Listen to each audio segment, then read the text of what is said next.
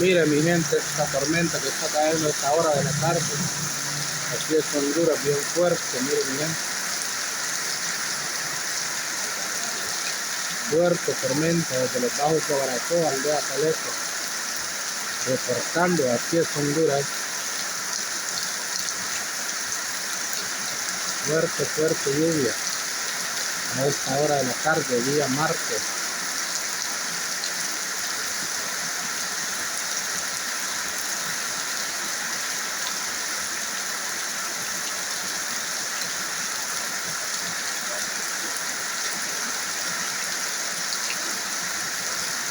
Siguen las lluvias, mi gente, no paren.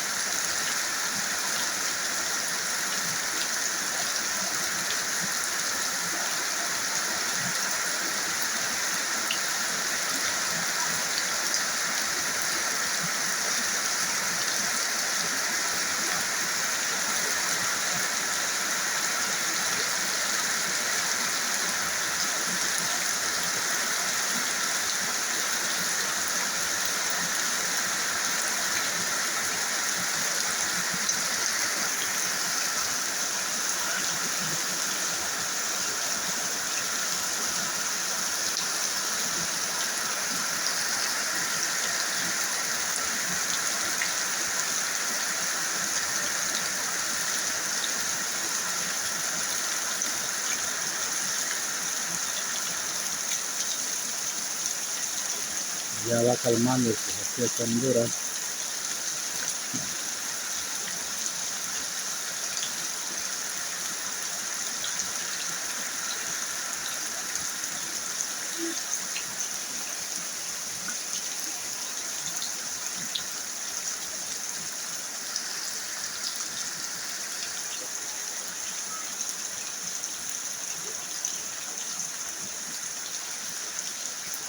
Ya va pasando.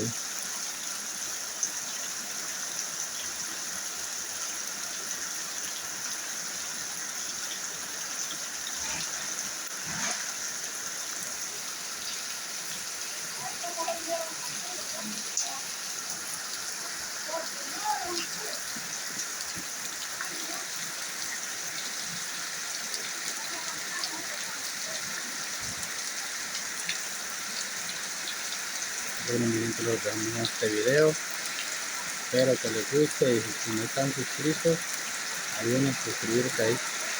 Aquí es Honduras. Vuelve a unirse más fuerte.